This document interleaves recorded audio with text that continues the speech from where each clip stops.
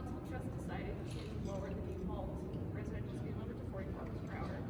What do you want Calgarians to know about what that change means for their life? What that means is that your small residential side streets will now be the default 40 kilometers an hour. So if you don't see a sign on a road, that means that the speed limit is 40 kilometers an hour. This will not impact your larger streets, your 52nd Street or your Blackfoot Trail or your Crowchild. Those will remain the way they are now. And for the larger streets in the neighborhood, so I live on a street which is called the Boulevard in my neighborhood, and that's where the bus goes, and it's a pretty wide street. For those streets, most of them will stay at 50 kilometers an hour, but in some cases where there have been collisions, where there have been a lot of complaints, or where the road really doesn't support a 50 kilometer an hour limit, those may go down as well, but by and large, those will remain the same. How quickly will this happen? We have an implementation date of May the 1st. You know what? I didn't even look in the bylaw to see when it's actually effective. But we'll say that, And May 31? let's go with May 31. I believe the actual effective date of this is a little bit before that, and we will have all the signs up by May 31. But regardless, although it comes into effect this spring, there is nothing stopping you from slowing down now. Yeah, I wanted to ask about that date change. Councillor Farrell, before that amendment, administration had recommended, I believe, in March 2020. 2022. That's right. Why is it important to have it sooner, and are there any issues with regards to implementation? There was no need, council felt that there was no real need to wait. Administration was being very cautious about making sure people were informed, but when they were asked the question, really, when can you do this by? The answer was the end of May, and much to my surprise, actually, because many members of council were debating delaying it, much to my surprise, the vast majority of council said, you know what, let's just get her over with. Can you clarify, if the next city council wants to undo this, how quickly can it do that?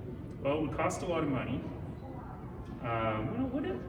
I guess it wouldn't, because they're unposted anyway, so you wouldn't have to put up more signs. Let's strike that. You have a bunch of 50 signs. You'd have a bunch of redundant 50 signs, but that's okay, they're still 50. So yeah, it wouldn't cost much money. But the way that our rules work at the moment is that even after an election, it does take 10 votes of council to undo a previous direction of council. So the new council would have to have a supermajority to do it. And to be quite frank, given where public opinion is, I would be shocked if that is a battle a new council would want to take on. Council over the years has voted on a number of items that involve huge sums of money, and there was no push for a plebiscite. I mean, there was the Olympic plebiscite, but We don't talk about that. what brings this to the attention of some members of council as it being important for all Calgarians to have their say? Look, there's a small number of members of council who prefer not to make decisions and want to throw this to a plebiscite. And we hear this often in council. I'll be blunt, what happened this time is another member of council who was very thoughtful about such things said we should consider a plebiscite. And ultimately, council agreed to give him his day in court and to have that opportunity. And the numbers aren't there.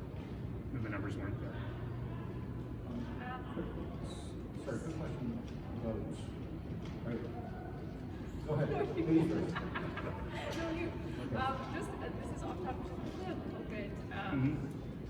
Do you have any concerns about the potential slight reopening that's set for a week from now for some restaurants and gyms and one-on-one fitness?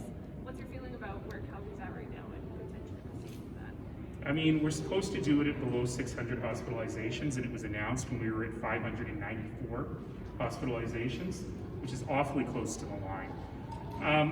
It is what the province wants to do.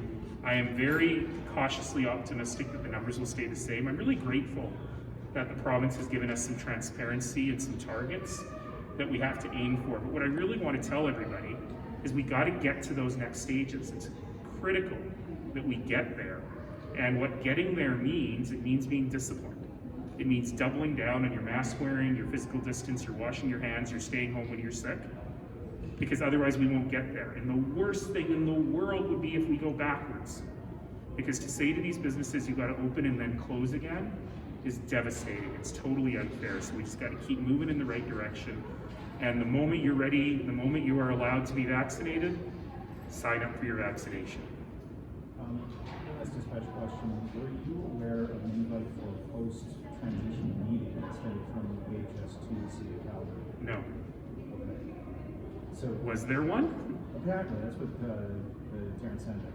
I am usually very good about checking my mail and checking my invitations. I'm not aware of any invitation, and I know the other mayors are not as well. You know, one of the challenges we've had here since the beginning is AHS, for a science-driven organization, is remarkably shy about sharing data and information.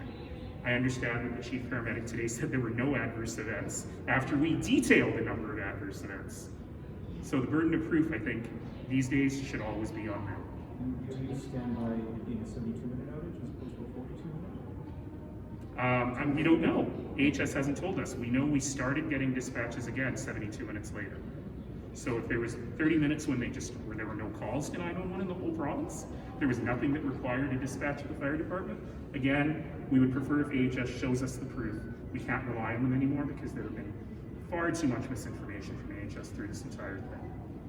If this continues, sir, you're literally at the point of saying to people with a medical emergency, Call 911 again. call 911 twice. Yep. Unless we can actually get proof from AHS that they are able to dispatch life-saving fire, phone 911, ask for a fire truck to be dispatched, and then ask to be transferred to AHS. Now, our systems don't actually allow that, but that's what I would do. If I was in a situation where someone had a cardiac arrest, I would phone Calgary 911 and say, please send a fire truck. My house is on fire. Also, could you please transfer me to AHS? Now, of course, you're not really going to do that, but we have to figure out a better mechanism than that. I want to ask about Councillor Chu's remark that learning speed limits is like a gateway drug. That was ridiculous and offensive. It's one in a long list of ridiculous and offensive things that councillor has said. And at some point, the citizens need to tell him, look, that's not appropriate. When we have an opioid crisis in our community, people are dying every day. Watch your mouth. All right, thanks everybody.